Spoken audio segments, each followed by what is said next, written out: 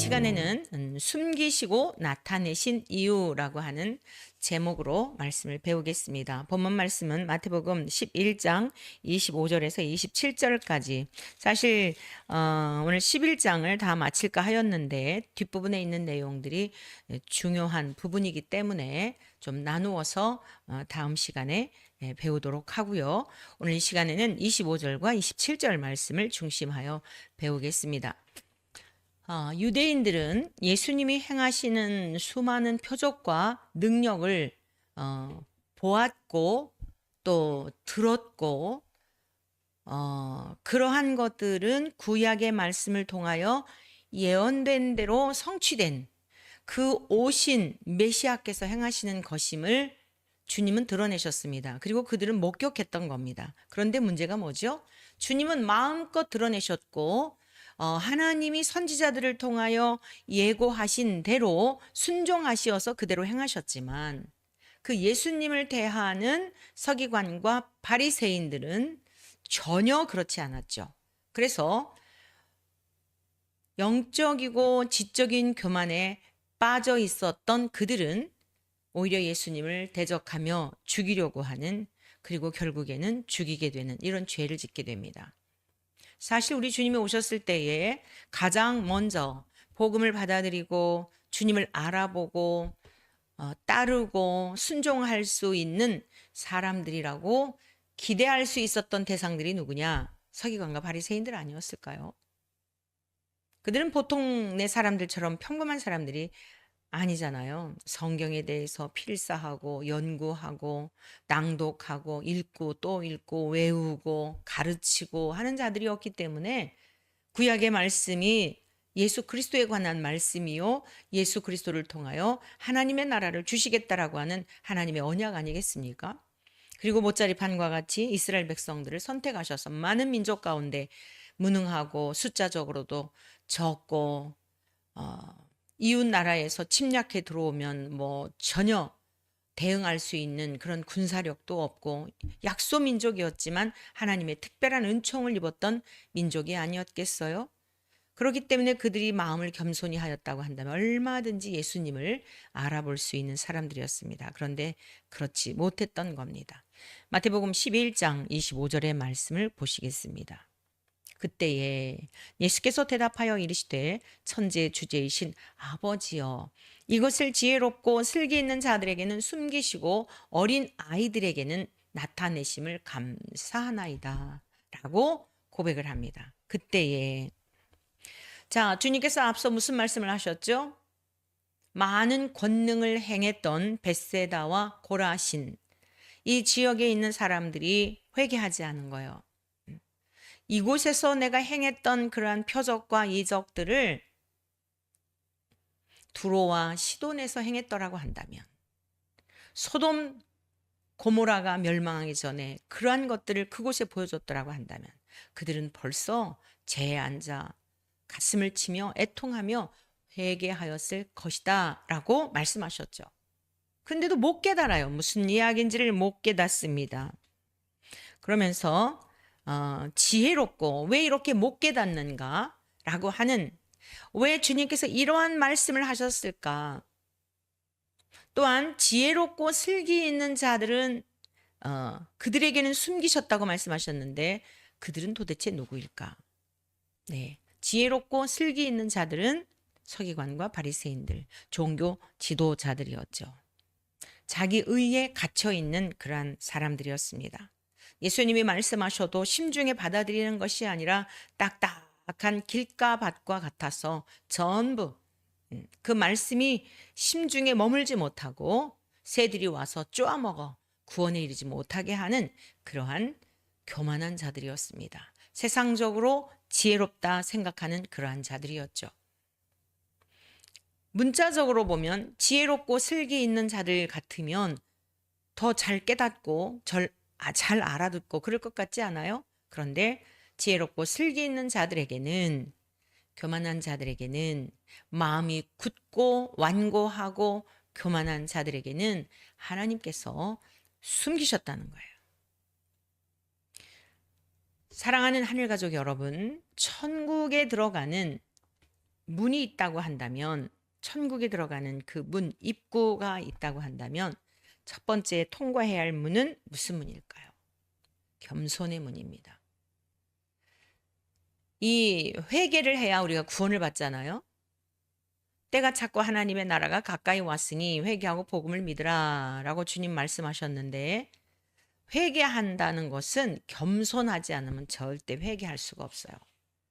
자기 의에 갇혀 있고 내가 옳다라고 생각하는 그 의를 깨트리지 않으면 절대 회개가 불가능합니다. 그래서 회개와 겸손이라고 하는 것은 떼어놓고 생각할 수가 없어요. 아니, 우리 주님 이 땅에 오셨을 때 보십시오. 주님은 죄인이 아니세요. 죄인이 받아야 할 세례를 받으실 이유가 없으세요. 그런데 주님은 자청하셔서, 자원하셔서 자신을 낮추시고 죽기까지 낮추셨는데, 십자가에서 죽으신만이 아니라 그 공생애를 시작하시기 전부터 모든 죄인들이 받아야 될 그러한 세례를, 그것도 피조물인 인간에게, 요한에게, 나에게 세례를 달라고 말씀하시지 않았습니까? 우리 주님의 출발, 태중에 태어나실 때부터, 잉태되실 때부터 이 세상에 탄생하시는 과정에서 사셨던 모든 삶 전체가 겸손 그 자체이셨던 겁니다. 사실 마리아가 예수님을 태중에 잉태하였을 때도 굉장한 죽음의 위협이 있었죠. 그래서 또 태어나셔서도 마찬가지고요. 왜냐? 처녀가 임신을 했다라고 하는 것은 이건 돌에 맞아 죽을 일이에요. 그러면 이 마리아가 죽게 되면 예수님도 맞아 죽는 거죠. 근데 하나님께서 안전하게 보호하시고 하나님의 성령으로 잉태되신 그러한 것을 요셉에게도 증거하시며 알려주시고 하여 생명을 안전하게 생명싸기로 보호하셨죠. 여러분, 우리 주님은 성품 자체가 겸손이세요. 그래서 오늘 본문 말씀을 통해서도 말씀하시기를, 지혜롭고 슬기 있다고 생각하는 자, 나는 다 알아, 성경에 대해서 난 능통해, 난 다 깨달았어 라고 생각하는, 스스로 지혜롭다고 생각하는 자들, 스스로 지혜 있다라고 생각하고 슬기 있다고 생각하는 그들에게는 천국에 들어갈 수 없는, 천국 문을 닫아 두셔서 열 수도 없고, 천국 문은요 뭐 밖에서 이렇게 열고 닫는 게 아니에요. 요한계시록에 보면은 3장에 내가 문 밖에 서서 두드리노니, 문고리가요 밖에 없어요. 우리 주님이 우리의 심중에 들어오시기를 바라는데, 우리는 문을 열어서 주님을 영접할 뿐이지 천국 문을 우리가 열고 닫고 하면서 우리가 들어가는 게 아닙니다. 방주의 문도 마찬가지죠. 방주의 문도 밖에서 뭐 열고 닫을 수 있는 게 없어요. 하나님이 닫으시면 끝나는 거예요. 자, 그럼 오늘을 살아가는 우리들, 이 말씀을 지금 우리가 계속 마태복음을 배우고 유대인들을 대상으로 쓴 그러한 복음서이기 때문에 이렇게 서기관이나 바리새인들이 자주 등장하는데, 저와 여러분들이 이것을 성경 공부 차원에서 배우게 되면 서기관과 바리새인들은 그랬구나라고 끝나요. 근데 이것이 우리의 말씀, 나의 복음이 되어야 하는데, 그 서기관과 바리새인과 같은 모습이 나에게는 없는가? 나에게 적용을 해야 하는 것이죠. 왜냐? 주님께서 이렇게 말씀하셨어요. 마태복음 5장 20절입니다. 내가 너희에게 이르노니 너희 의가 서기관과 바리새인보다 더 낫지 못하면 결코 천국에 들어가지 못하리라. 이 말씀을 하신 배경이 뭐죠? 이게 지금 산상수훈 중에 나오는 말씀인데, 어떤 이들은 예수님께서 십자가에서 우리의 죄의 문제를 다 해결하여 주셨기 때문에 더 이상 우리가 율법을 지키거나 우리가 뭐 어떤 무엇을 하여서 천국에 가는 거 아니다 라고 이야기합니다. 굉장히 그럴듯해요. 맞습니다. 우리가 무엇을 하여서 천국에 가는 거 아니에요. 그렇다면 천국이 천국일 수 없죠. 왜요? 또 그곳에서도 서로 자기 의를 자랑하며, 저 세상에 있을 때 당신은 무엇해서, 목사님은 교회를 몇 개를 개척했습니까? 성전을 몇 개 건축했습니까? 개척한 교회는 몇 개고 선교지는 몇 곳이었어. 그 천국에서 만약에 목사님들이 천국에 무엇을 해서 들어갔다고 한다면 목회에 대한 것들을 서로 이야기하면서, 여러분 그곳이 천국일 수 있을까요? 전부 상대적인 건데, 개인들도 마찬가지죠. 장로님은 헌금을 얼마나 하셨습니까? 장로님은 언제부터 믿으셨습니까? 나는 모태신앙이요. 나는 5대째 믿는 집안이요. 우리 한국에 기독교 복음이 들어올 때부터 믿었어. 나는 7대손이요. 여러분, 그러면은 난 당대에 믿어서 들어왔는데 그럼 얼마나 기가 죽겠어요. 난 이 세상에서도 그런 것 때문에 상처받고 기가 죽고 열등감이 짓눌러서 평생을 그것 때문에 힘들게 살아가는 사람들이 많은데, 만약에 무엇을 해서 천국에 간다고 한다면 그곳이 천국일 수 없다는 거죠. 그래서 주님은 우리에게 아무에게도 그 공로를 자랑하지 못하도록 하나님의 은혜로 하나님의 긍휼하심을 우리에게 허락하여 주셔서 하나님께서 우리에게 선물로 주시어 누구든지 예수 그리스도를 믿는 자들에게 영원한 생명을 약속해 주신 거예요. 그런데 우리가 조심해야 될 게 뭐냐면, 그것이면 충분하다, 우리 더 이상 뭐 할 필요가 없어, 율법 폐기론자가 되면 안 됩니다. 주님을 사랑하게 되면, 그 은혜가 너무너무 감사하게 되면 주님이 기뻐하시는 게 뭐지? 내가 어떻게 하면 주님을 기쁘시게 해드릴 수 있지? 거기에 관심하게 되어 있는 거예요. 그게 뭡니까? 거룩한 삶이죠. 구별된 삶이죠. 하나님의 뜻은 이것이니 너희의 거룩함이라. 내가 거룩하니 너희도 거룩해라. 이 세상에 살고 있는 모든 사람들, 피조물들과 다른 구별된 삶을 살라는 거예요. 우리의 말하는 것이나 행동하는 것이나 우리가 가고 오는 것이나 앉고 일어섬이나 모든 것이 항상 어떤 인식을 해야 되냐면, 내가 이러한 것을 먹을 때 누가 보며 어떠한 생각을 할까? 식당에서 여러분 친목계원들과 함께 앉아 있을 때에 그 앞에, 요즘은 식당에 가면은 자연히 뭐 소주 드릴까요? 이러고 묻잖아요. 근데 거기 지금 뭐 장로님이나 권사님이나 집사님들이 앉아 계신 거예요. 다른 이제 그 직원들이나 친목계원들이나 이런 분들은 내가 교회를 다니는 줄을 알지만, 야야 먹어, 한 잔만 마셔, 이렇게 말을 해도 그 사람들은 뭐냐면 어떻게 하나 하고 본단 말이에요. 오래전에 우리 교회 나오던 그 집사님이 인천에 칼국수 집을 냈어요. 그래서 이제 개업 예배를 드려달라고 가게 됐죠. 우리 교회 성도님들과 함께 이제 갔어요. 권사님들하고 집사님들 몇 분 해서 갔는데, 그 곡주라 그러더라고요. 그러니까 곡물을 가지고 술을 만든 거예요. 그러면서 이것은 곡물을 가지고 만든 거기 때문에 일반 술과 다르다는 거예요. 너무너무 먼저 잡수신 권사님들이 드셔보시더니, 목사님 너무 맛있어요, 잡숴보세요, 그러더라고요. 그래서 제가, 맞아, 이거 뭐 하나님이 주신 곡식으로 만든 거니까 먹어도 되지 않을까? 라는 생각이 잠깐 스쳤지만, 일단 저는 알코올이 받지를 않아요. 저는 받질 않습니다 하고 이제 안 먹었잖아요. 권사님들은 다 드셨단 말이에요. 돌아오면서 뭐라 그러냐면, 목사님 드셨으면 아마 저 시험 들었을 거예요, 이러더라고요.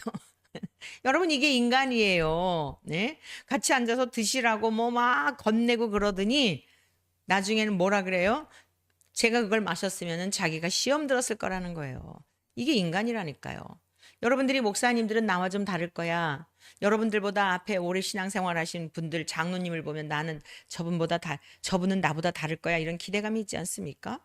구별된 삶을 살아야 돼요. 구별된 삶. 하나님의 뜻은 이것이니 너희의 거룩함이라.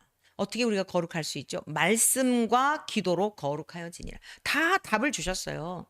세상에 살고 있지만 세상에 속한 사람과 같은 삶을 살면 안 되는 거예요. 또한 하나님의 뜻은 이것이니 항상 기뻐하라, 쉬지 말고 기도해라, 범사에 감사하라. 성경 속에 우리가 어떻게 하면 하나님을 기쁘시게 해드릴지에 대한 내용들이 나와 있다는 것입니다. 마태복음 5장 20절에 보면, 내가 너희에게 이르노니 너희 의가 서기관과 바리새인보다 더 낫지 못하면 결코 천국에 들어가지 못하리라. 우리가 믿음이면 충분하다, 더 이상 할 게 없어, 율법을 지키지 않아도 돼, 이러한 그야말로 무지한 소리를 하면 안 된다는 거죠. 우리 주님은 율법이나 선지자를 폐하러 오신 분이 아니라고 말씀하고 있어요. 오히려 완성하러 오신 거예요. 그러니까 우리의 힘으로는 율법을 다 지키지 못합니다. 완성할 수가 없어요. 그래서 예수님께서 율법을 완성해 주신 거예요. 율법을 완성해 주신 율법이 뭐죠? 죄에 대하여서는 반드시 심판으로 갚는 것이고 옳은 것에 대하여서는 보상해 주시는 거예요. 보응과 보상이 이게 하나님의 성품이에요.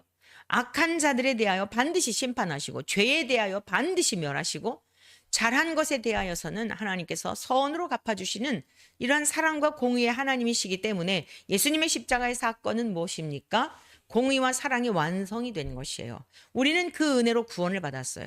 근데 우리가 과거에는 내 힘으로 율법을 지킬 능력이 없었단 말이에요. 거룩하게 살 능력이 없었다니까요. 내가 이곳을 가고 싶지 않은데 벌써 마음이 가는 거예요. 몸이 따라가는 거예요. 이게 우리 인간들이었어요. 그런데 내주하시는 우리 안에 계신 성령님이 절제할 수 있는 능력을 주신다고요. 성령의 마지막 열매가 뭐라고요? 절제라니까요. 우리 누구 인간 어느 누구도 절제가 안 돼요. 그런데 내주하시는 성령님이 우리로 하여금 맺게 하시는 열매가 마지막의 열매가 뭐냐면 절제인데 나를 통제해 주세요. 근데 조건이 있어요. 성령님을 의지해야죠. 인격이시기 때문에 의지하지 않으면 우리가 마음대로 하도록 내버려 두세요. 근데 내주하시는 성령님은 우리에게 거리낌을 주시고 불편함을 주시고 뭔가가 영 찝찝한 마음을 주시고 이거는 백발백중 고쳐야 될 부분. 내가 가면은 안 되는 부분. 내가 앉아 있으면 안 되는 그러한 자리. 이런 것들이에요. 그래서 영적으로 분별할 수 있기를 바랍니다. 오늘을 살아가는 우리들에게도 서기관과 바리새인과 같은 이러한 의에 이거는 성경이 주된 지침서가 아니라 내 상황, 내 생각, 내 판단이 주된 여러분의 생각이 되면 이거는 신앙생활에 끝까지 성공할 수가 없어요. 저 영원한 주님의 나라에까지 입성하는 게 성공이에요. 이렇게 좀 성공이라고 하는 그러한 이 개념 자체가 워낙 세속화되어서 그렇지만은 여러분 그건 성공적인 신앙인이 아니에요. 성공적인 신앙인이란 천국에까지 무사히 입성하는 거지 이 땅에서 이렇게 서기관이나 바리새인들처럼 사람들에게 존경받고 높임받고 칭찬받고 하는 그런 게 아니에요. 주님 앞에는 책망만 받았잖아요, 이들이. 그래서 오늘 지혜롭고 슬기 있는 자들은 누구냐? 자기 의에 갇혀 있는 자들, 교만한 자들, 말씀을 듣고 싶은 것만 듣고 불편한 것은 버리는 자들. 이것이 세상적인 야가 빠진 사람들의 신앙의 형태인 겁니다. 주님 당시에는 서기관과 바리새인들의 모습이었어요. 하나님께서 이들에게는 숨기셨어요. 자, 왜 숨기셨는지는 뒷부분에서 좀 더 살펴보고 그러면 두 번째, 지혜롭고 슬기로운 자들은 서기관과 바리새인들을 지금 말씀하고 있는데 자기 그 교만이 깨어지지 않고 딱딱한 돌짝밭과 같은 그러한 상태의 사람들. 그런데 반대로 어린 아이들에게는 나타나셨다고 말씀하고 있습니다. 그럼 어린 아이들은 누구를 말하는 것일까? 세상의 지식을 자랑하고 자기 잘난 맛에 자기의 착각 속에 사는 서기관들과 바리새인들과 같은 이런 사람들이 아니라 갈릴리 바닷가에서 고기를 잡아서 하루하루 연명하며 하나님이 오늘도 고기를 잡게 하시지 못하면 오늘 하루 굶을 수밖에 없는 거예요. 절대 빈곤의 삶. 그런데 어느 날 고기를 잡고 그날도 낭패를 보았어요. 한 마리도 잡지 못했는데 예수님께서 그 배에 오르시죠. 누가복음에 베드로와 그의 동무들을 부르는 장면이 나오는데 베드로의 배에 오르십니다. 배가 두 배가 있었어요. 베드로의 배에 오르셔서 예수님을 따르는 무리들을 향하여 그 배를 강단 삼고 가장 측근에 누가 들었을까요? 베드로가 그 배의 주인이니까 베드로가 옆에 있었겠죠. 주님이 말씀을 전하시죠. 천국 복음을 전파하시죠. 들려주신 거예요. 네가 나를 따를 만하겠니? 네가 나를 따라야 되지 않겠니? 라고 말씀을 먼저 들려주신 거예요. 이게 주님의 인격이세요. 무조건이 아니에요. 기회를 주신 거예요. 그러면서 이제 그 물고기를 잡지 못하였을 때에 물고기를 낚게 되죠. 엄청난 물고기를 낚게 되는 일을 보면서 이분이 누구시기에 아니 이 바닷속에 있는 물고기가 어디에 어느 때에 어느 시에 물고기가 있는 것을 아시고 이런 명령을 하시오. 내가 순종했더니 많은 물고기를 낚게 되었을까? 이 생각이 다른 거예요. 이 서기관이나 바리새인들 지혜롭다고 생각하고 슬기롭다고 생각하는 자들의 특징이 뭐예요? 그냥 자기 생각으로 해석해 버리는 거예요. 어디 감히 하나님을 아버지라고 그래? 신성모독하냐? 이런 식으로 판단해 버리는 거예요. 제자들은 어땠습니까? 주님의 행하시는 일들에 대한 것을 예의주시하여 보며 그것도 하나님께서 은혜를 주신 거죠. 그래서 이렇게 갈릴리 바닷가에 있었던 베드로나 안드레나 빌립이나 다 동네 사람이, 베드로와 안드레는 형제고 빌립은 같은 동네 사람이죠. 그들이 바로 어린 아이들과 같은 그런 사람들인 것을 볼 수 있어요. 바울도 이렇게 고백을 했죠. 고린도전서 1장 18절에서 20절의 말씀입니다. 십자가의 도가 멸망하는 자들에게는 미련한 것이요 구원을 받는 우리에게는 하나님의 능력이라. 기록된 바 내가 지혜 있는 자들의 지혜를 멸하고 총명한 자들의 총명을 패하리라 하였으니 지혜 있는 자가 어디 있느냐? 선비가 어디 있느냐? 이 세대의 변론가가 어디 있느냐? 하나님께서 이 세상의 지혜를 미련하게 하신 것이 아니냐라고 바울 사도도 선포했습니다. 십자가의 도.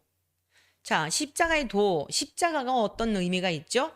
특별히 나무 십자가는 아주 흉악한 죄를 지은 자가 지고 그 사형을 받는 그런 제도예요.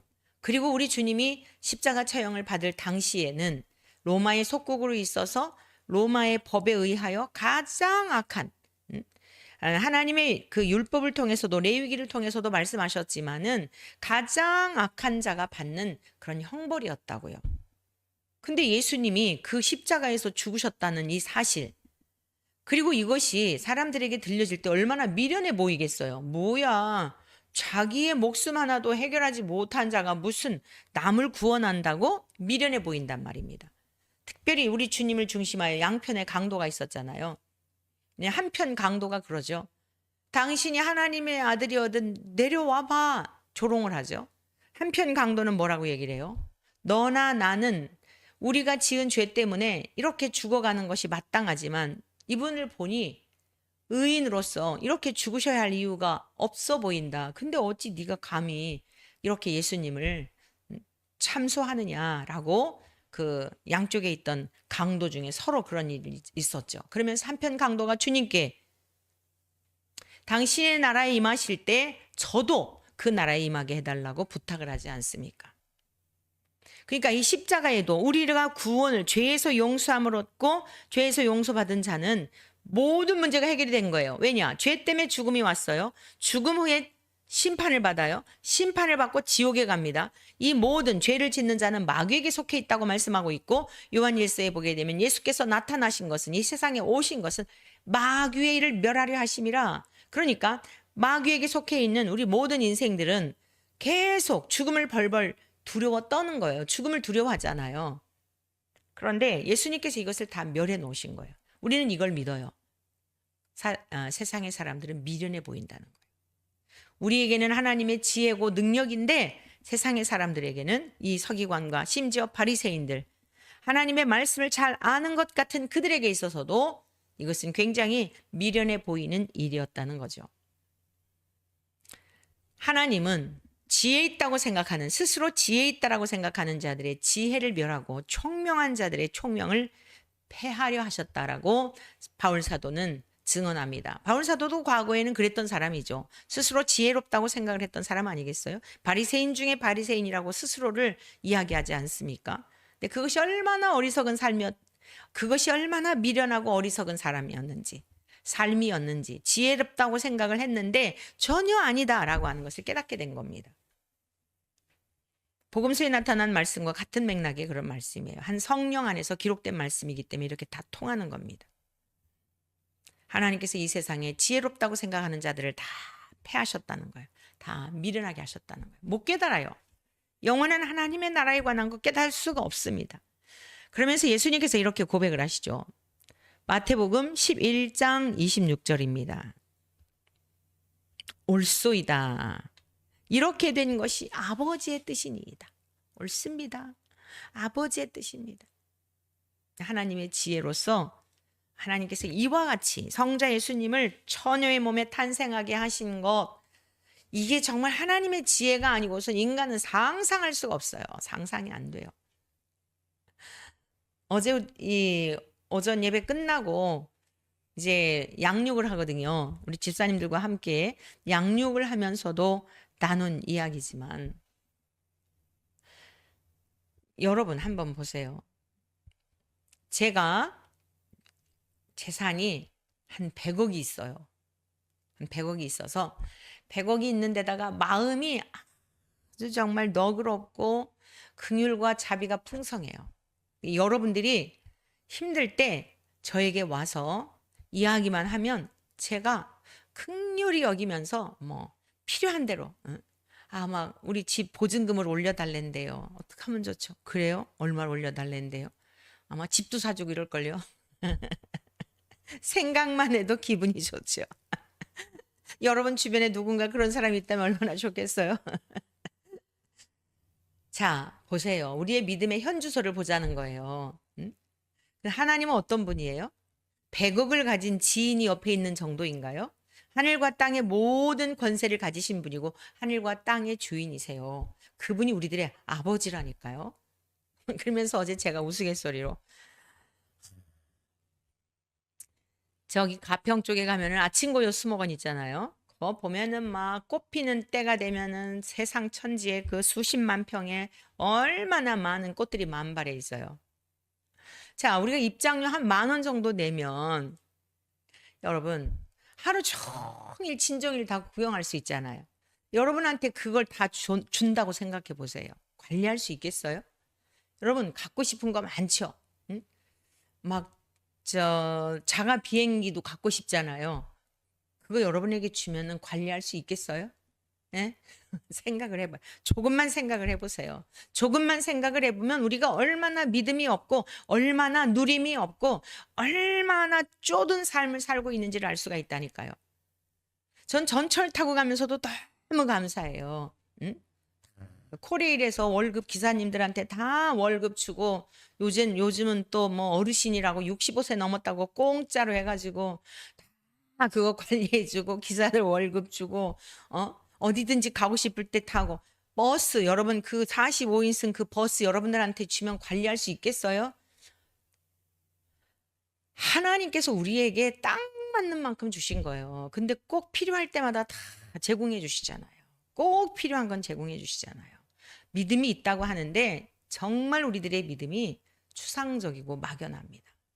근데 이러한 믿음, 이 하나님 안에서의 누림, 하나님 안에서의 이 영광을 누리는 것은 아주 계산적인 사람, 머리가 영특한 사람, 내가 다 계산하고 주판을 튕겨갖고 요즘은 주판알이 아니죠. 전자계산기로 핸드폰에 있는 계산기로 해가지고 내가 뭐 어디에다가 얼마를 해놨으니까 이거 얼마 어디서 얼마 나오고 뭐 국민연금 얼마 나오고 아오 이거 해보니 고작 해야 나라에서 주는 거 하고 뭐 하고 해봐야 이거 뭐 7, 80만 원밖에 안 되는 어떻게 살지? 아직 오지도 않은 미래에 대하여서 여러분들은 그냥 아주 무거운 짐을 스스로 짓누르고 그러고 살아가고 있지는 않습니까? 정말 하나님을 믿는 것 같으세요? 믿는다고 착각하고 있는 건 아니실까요? 하나님의 지혜는 세상적으로 이가 밝고 영특하고 한 사람들에게 가리워져 있어서 교회를 다닐 수는 있어요. 다 내가 주인이 되어 그러니까 교회 나와서 기도하는 것도 내가 목적이죠.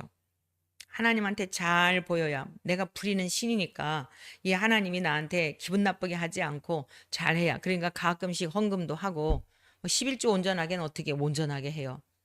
적당하게 하고 왜냐하면 신을 노하게 하면 안 되니까. 여러분 그러고 신앙생활 하는 이들이 수두룩합니다. 그러니까 언젠가는 나에게 충족되어져 있는 것들이 이제 되면 언제라도 떠나갈 준비가 돼 있는 거예요. 아쉬울 이유가 없어요. 왜? 땅에 속한 것들을 소망하며 살기 때문에. 그래서 이러한 사람들에게는 감췄다는 겁니다. 그래서 감사하다는 거예요. 하나님의 지혜를 찬양할 수밖에 없다는 겁니다. 우리 주님이 지금 그 감격을 하는 겁니다. 그러나 하나님이 도와주시지 않으면 어린아이는 특징이 뭐죠? 절대 의존적이에요. 어머니가 젖을 주지 않으면 굶어 죽을 수밖에 없어요. 어머니가 옷을 갈아입히지 않으면 그 더러운 곳 속에 계속 살 수밖에 없어요. 어린아이와 같지 아니하면 천국에 들어갈 수 없다는 게 무슨 뜻이에요? 절대 의존적인 하나님과의 관계성 속에서의 그 신뢰를 말하는 겁니다. 하나님 한 분밖에는 저의 도울 자가 없어요. 하나님이 아니면 저는 아무것도 살 수 있는 힘도 없고 능력도 없습니다. 그러면 이 갈릴리 바닷가의 어부들만 그러하라고요? 아니요. 왕좌에 앉아 있는 왕도 그런 마음으로 살아야 돼요. 나에게 이렇게 백성들을 맡기셨는데 나는 정말 어두납니다. 미련합니다. 국정을 운영할 수가 없습니다. 대통령도 마찬가지라니까요. 그런 가난한 마음을 가지고 하나님 지혜를 주십시오. 쓸데없는 절간 찾아다니며 여기저기 찾아다니면서 사람들 소리 들으려고 하면 할수록이 사람들에게서 마음 또 멀어지게 하고 하나님께서 멀어지게 하면요. 다 소용이 없는 거예요. 이것을 일찍 깨닫는 게 복입니다. 평범한 시민인 저와 여러분들의 삶은 오죽하겠어요. 여러분들이 다 집도 장만해 놓고 뭐 걱정할 것 없이 인생의 노년을 다 준비해 놨다 하더라도 하나님께서 누리게 하시고 하나님께서 보호해 주시고 하심으로 여기까지 왔고 앞으로도 그러하지. 하나님의 은혜가 아니면 저는 아무것도 아닙니다. 입술만이 아니라 여러분의 전 존재적으로 전 인격적으로 하나님 앞에 그런 고백을 하는 이러한 어린 아이들에게 하나님께서는 나타내셨다는 거예요. 뭘 나타내셨어요? 천국을 나타내신 거예요. 하나님 아버지의 능력과 권세와 영광이 어떤지를 나타내신 거예요. 자, 고린도전서 1장 21절에도 좀 한번 보실까요? 하나님의 지혜에 있어서는 이 세상이 자기 지혜로 하나님을 알지 못하므로 하나님께서 전도에 미련한 것으로 믿는 자들을 구원하시기를 기뻐하셨도다. 인간은 하나님의 지혜를 측량할 수가 없어요. 꽃들을 보시라고요. 풀들을 보세요. 각양각색이에요. 형형색색이에요. 똑같은 게 없어요. 지구촌에 있는 80억의 인구의 지문이 단 한 사람도 똑같은 사람이 없다잖아요. 하나님은 그렇게 전지전능하세요. 모든 것에 능하신 분이고 무궁하신 분이에요. 그 능력이 한이 없는 분이에요. 그분이 우리들의 아버지라니까요. 여러분, 그분이 우리 아버지예요. 아버지, 엄마 그러면 어때요? 여러분 집 안에 있을 때 엄마 그러면은 내가 잘못 들었나? 작게 부른 소리인데도 그 자식의 목소리를 기억하고 그 자식이 나를 부르는 소리에 귀를 기울이지 않아요? 왜? 하고 대답하잖아요. 꿈에서라도 아이들이 부르면 여러분들은 대답하지 않습니까? 온통 자라나는 아이들이 같이 지금 집안에서 살고 있을 때에 여러분들의 온통 생각과 모든 시선과 집중이 어디 되어 있죠? 아이에게 되어 있잖아요. 왜요? 아이는 내가 도와주지 않으면 아무것도 할 수 없기 때문에. 하나님과 우리와의 관계에 있어서도 하나님은 그걸 원하시는 거예요. 우리를 억압하려고요? 무능한 자가 되게 하려고요? 아니요. 영이신 하나님을 드러내셔서 그 하나님의 친밀한 교제 속에 풍성한 삶을 살게 해 주시고 싶어 그러신 거예요. 사랑이시기 때문에. 근데 사람들은 어때요? 지혜롭다고 생각하는 사람, 야가 빠진 사람들은 봐야 하고 계산이 맞아야 하고 뭔가가 다 눈에 보여야 하고 눈에 보여줘도 지금 안 믿었다니까요. 그 자기 꾀에 자기가 빠져 들어가는 거예요. 그래서 바울 사도는 하나님의 지혜에 있어서는 이 세상이 자기 지혜로 하나님을 알지 못한다. 자기 지혜로는 절대 알 수가 없어요. 하나님을 아는 것은 저와 여러분들도 알 수 있지 못해요. 우리 안에 내주하시는 성령님을 통해 기록된 하나님의 말씀을 통하여서 이 말씀 속에 하나님이 어떤 분인지를 다 드러내셨어요. 그래서 이 성경 한 권이면 충분해요. 성경 한 권이면. 제가 옛날에 우리 수혜당한 거 말씀드렸잖아요. 다 침수가 됐다니까요. 다 침수가 되었는데 지난번에 제가 그 이야기 간증을 하다가 한 가지 빠뜨린 게 있어서 여러분에게 지금 참고적으로 다시 말씀드려요. 다시 시작하라라고 말씀하셨고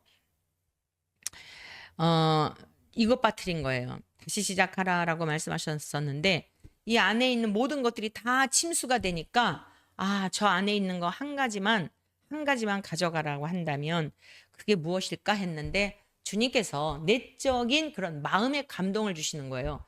물로도 떠내려가지 않고 불로도 사를 수 없는 나만 내 안에 있으면 되지 않느냐라고 하는 이것도 제 그 생각이 아니고 아가서에 나오는 말씀이에요.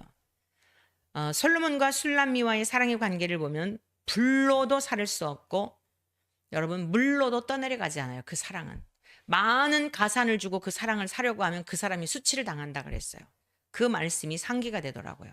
물로도 떠내려가지 않고 불로도 살을 수 없는 나만 너 안에 있으면 되지 않니? 맞습니다, 주님. 응? 그 밖에서 그냥 막 망연자실해서 다 침수가 된 그 모습에 우산 써도 소용이 없어요. 얼마나 이 빗방울이 굵은지 이 살이 막 부러질 정도로 기가 막혔어요. 지금 세계 도처에서 뭐 비가 내리고 뭐 홍수가 나고 이러잖아요. 그때 경험해서 그거 볼 때마다 옛날이 생각나요. 그리고 또 하나는 이것이었어요. 주님만 내 안에 계시면 되지라고 했는데 또 뒤이어서 그래도 한 가지만 내가 꼭 필요한 거 가져갈 수 있는 게 있다면 뭘까? 그랬더니 얼른 제 마음에 이런 고백이 나오더라고요. 성경책만 있으면 되지. 그때 여기가 지금 이 방송실로 여기를 꾸몄는데 여기에 이 책이 가득했었거든요. 그 목회자들에게는요, 아니 인간에게는 다 그 허영심이 있어요. 특히 이제 지적 허영심이 있어서 어디 가면 이제 세미나 같은 데 가면은 보지도 않는데 막 또 사라고 그러면은 집에 가면 볼 것 같아가지고 쌓아놓은 책들이 얼마나 많습니까? 다 침수가 된 거죠. 성경책만 있으면 되지. 영혼을 구원하는 데 있어서 여러분 성경책 한 권이면 충분합니다. 다 이 속에 다 있어요. 인간의 근원적인 문제에 대하여 우리가 어떻게 행복하게 살 수 있는지, 왜 우울한지, 사람은 왜 죽이게 되는지 다 들어있다니까 이 성경에. 성경을 버리면은 그건 하나님의 사람이라 할 수 없어요. 대한민국의 국적, 우리가 대한민국의 국적으로서의 자격을 갖는 일정한 것들이 있잖아요. 그걸 버리면서 어떻게 국민이라고 할 수 있습니까? 하나님의 말씀을 버리고서는, 하나님의 말씀을 제외하고서는, 말씀이 기준이 되지 않는다면 바른 길을 갈 수가 없는 것입니다. 여기에 성경이 뭘 기록하고 있어요? 창세기에서부터 계시록까지 누구 이야기예요? 예수 그리스도의 이야기예요. 예수 그리스도께서 십자가를 통하여 우리의 죄를 속하실 것에 대한 속량에 대한 거, 레위기에 나오는 제사 제도에 대한 것도 전부 예수님을 가리키고 있는 거예요.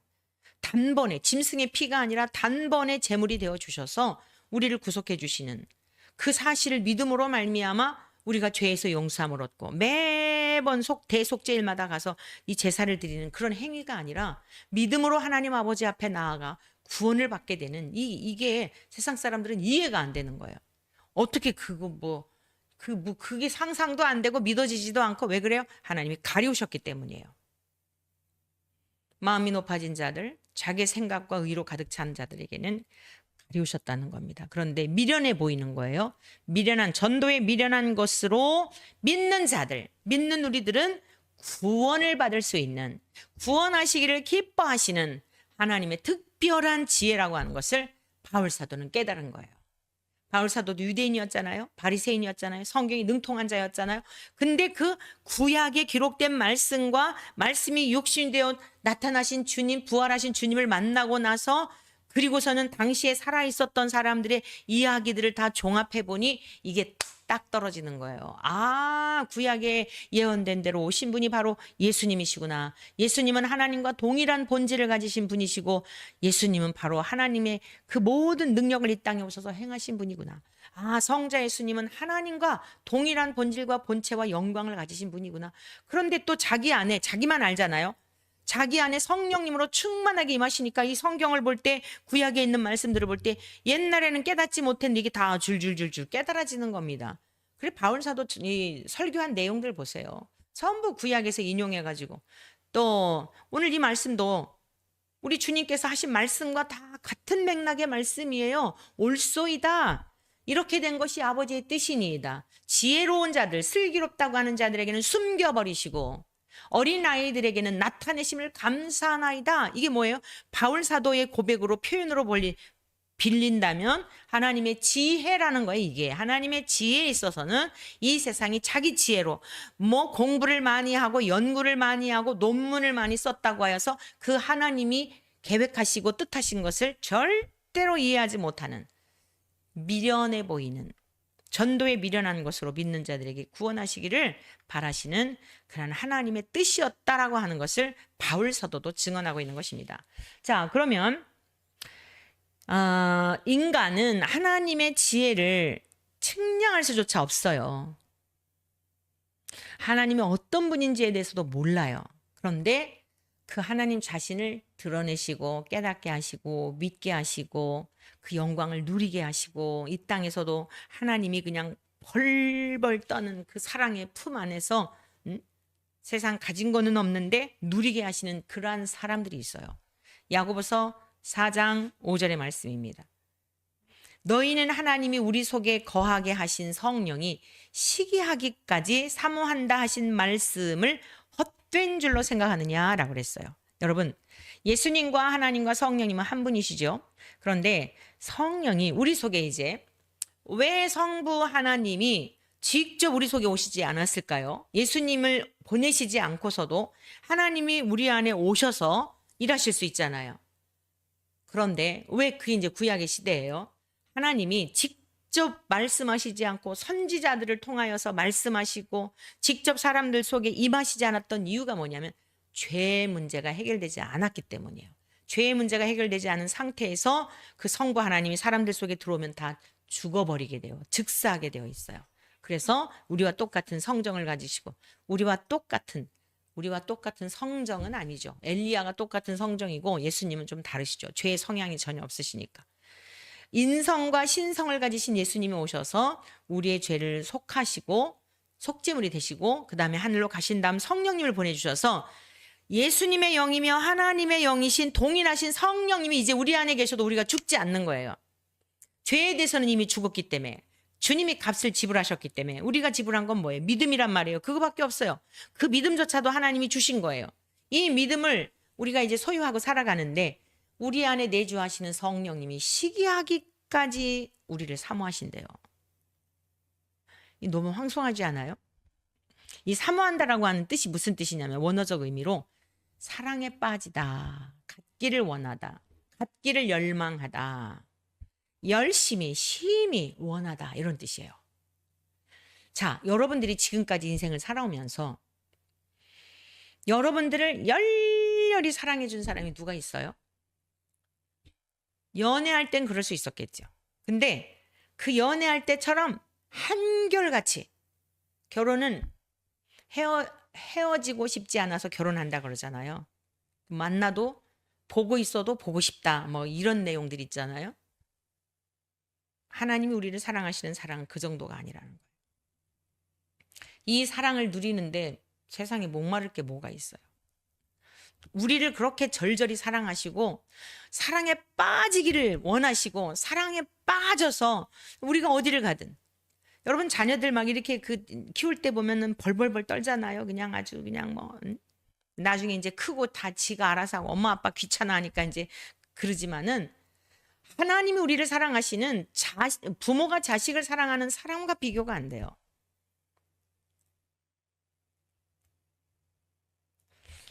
자, 한번 생각해 보세요. 우리가 무엇이길래 그 사랑을 받을 만한 자격이 있는 사람이기에 그렇게 우리를 사모하시는 걸까? 아니에요. 자격이 있어서가 아니에요. 그냥 하나님이 우리를 그냥 사랑하시기로 작정하시고 선택하셨기 때문이에요. 하나님께서. 이 세상에 사랑받을 자격 있는 사람은 아무도 없어요. 뭐 때문에요? 죄 때문에. 하나님 거룩하신데. 그런데 하나님이 사랑하시기로 작정하신 거예요. 인본주의자들은 이렇게 말해요. 이 세상의 모든 사람은 사랑받을 자격이 있다고 말해요. 당신들이 좋은 환경을 제공해 주었으면 그런 사람들이 되지 않았을 거다. 그러니까 당신들의 책임이 아니라 그런 환경을 제공해 주지 못한 나라의 책임이고 부모의 책임이고 조상의 책임이라는 거죠. 그 속에 다 그게 가려 있는 거예요. 자기만 싹 빠져가지고. 뭐가 생각나죠? 에덴 동산에서. 아담아, 네가 어디 있느냐? 제가 하나님 먹지 말란 그 열매를 먹으라 하셔갖고 두려워서 숨었습니다. 왜 먹었느냐? 하나님이 주셔서 함께하게 하신 여자 먹으라 그래서 자기는 싹 빠지잖아요. 인본주의는 계속 그게 흐르는 거예요. 성도 여러분 속으시면 안 돼요. 사랑받을 자격이 있어서가 아니라 하나님이 사랑하시기로 작정하셔서 우리가 사랑을 받고 있는 거예요. 그렇다면 우리가 어떻게 그 사랑을 받을 수 있을까요? 자, 보십시다. 주여. 이게 또 갑자기 그냥 엉뚱한 것이 떠서. 야고보서 4장 6절에서 10절의 말씀이에요. 우리가 어떻게 하나님 앞에 사랑을 받을 수 있는지 우리가 한 가지는 해야 돼요. 한 가지는. 하나님이 우리를 선택해 주시고 사랑해 주시고 기회도 주시고 하는데 모든 인간에게 기회를 주신 것은 틀림없어요. 햇빛을 악인과 선인에게, 비를 불의한 자와 의로운 자에게 고루 내려주시잖아요. 어느 누구도 핑계 못해요. 한 가지는 해야 된다는 거예요. 그러나 더욱 큰 은혜를 주시나니 그러므로 일렀을 때 하나님이 교만한 자를 물리치시고 겸손한 자에게 은혜를 주신다 하였느니라. 우리가 하나님 앞에 인정해야 하는 거예요. 맞습니다, 주님. 저는 진짜 의로운 게 없어요. 정말 겸손하고 싶은데 제 뜻대로 안 돼요. 마음이 안 돼요. 막 자꾸 정죄감이 생기고 내가 옳은 것 같고 막 이래요. 고백은 할 수 있어야 된다는 겁니다. 그걸 인정을 안 하는 거예요. 그게 교만이에요. 7절. 그런즉 너희는 하나님께 복종할지어다. 마귀를 대적하라. 그리하면 너희를 피하리라. 마귀가 우리에게 무슨 마귀를 어떻게 대적하는 거죠? 교만한 자꾸 생각을 주는 거예요. 너 잘하고 있어. 야, 그거 너무 심한 거 아니야? 뭐 인간을 어떻게 그렇게 처절하게 그럴 수가 있어? 이런 생각을 심어주는 거예요. 이 마귀 새끼야. 내가 봐도 진짜 형편없다. 내가 어디 하나님 앞에 사랑받을 자격이 있느냐? 전혀 아니야. 그냥 생각을 통해서. 그러한 생각을 줄 때 덥석 받아들이고 여러분의 인격이 되는 게 아니라 물리쳐버리고 말씀 앞으로 여러분을 끌고 가서 맞습니다. 옳습니다. 정말 선한 게 없습니다. 8절. 하나님을 가까이 하라 그랬잖아요. 어떻게 가까이 하는 거예요? 말씀을 생각하는 거예요. 말씀 앞에 복종하는 거예요. 우리의 신비에 새겨진 그 말씀을 꺼내어서 그 말씀을 가지고 주님 앞에, 주님 돌아오면 용서해 주신다 그랬잖아요. 회개하면 용서해 주신다고 했잖아요. 얼마나 많은 말씀들이 있어요. 동이 서에서 먼 것 같이 옮기신다 그랬잖아요. 진짜 제가 봐도 못됐는데요. 주님은 사랑의 하나님이시잖아요. 그런데 하나님 외면하시겠어요? 그게 겸손이에요. 하나님을 가까이 하라. 말씀에 근거하여 기도하니 하나님께서 가까이 해주신다는 겁니다. 죄인들아 손을 깨끗이 하라. 두 마음을 품은 자들아 마음을 성결하게 하라. 두 마음. 왜 두 마음이에요? 하나님의 말씀만 머물러 있으면 되는데 마귀가 주는 생각을 자꾸 덥석덥석 하니까 두 마음이 싸우는 거예요. 로마서 7장에서 사도 바울이 그 고백을 했잖아요. 내 속사람을 하나님을 기쁘시게 해드리길 원하는데 옛 육성이 살아올라서 그냥 두 가지가 싸운다는 거예요. 오라 나는 공고한 사람이로다. 누가 이 사망의 법에서 나를 구원하랴. 탄식했죠. 슬퍼하며 애통하며 울지어다. 다 이 사도들이요 딴소리 한 게 아니에요. 의에 줄이고 목마른 자는 복이 있나니 애통하는 자는 복이 있나니 애통하는 자는 위로를 받을 것이고 의에 줄이고 목마른 자는 배부를 것이고 다 그런 말씀이 통하는 내용입니다. 슬퍼하며 애통하며 울 때 우리의 죄를 보며 죄의 깊이를 보며 슬퍼하며 울 때 의에 줄이고 목마를 때 웃음을 애통으로 너희 즐거움을 근심으로 바꿀지어다. 주님이 바꿔주시는 거예요. 하나님 없는 그 즐거움에서 하나님 앞에 애통하는 마음을 가질 때 하늘의 즐거움으로 바꿔주시고 우리가 이 세상에서 사람들에게 멸시당하고 그러는 것 같지만 여러분 전혀 그것에 우리가 기죽할 이유가 없는 겁니다. 주 앞에서 낮추라. 그리하면 주께서 너희를 높이시리라. 마지막 마태복음 11장 27절의 말씀입니다. 내 아버지께서 모든 것을 내게 주셨으니 아버지 외에는 아들을 아는 자가 없고 아들과 또 아들의 소원대로 계시를 받는 자 외에는 아버지를 아는 자가 없느니라.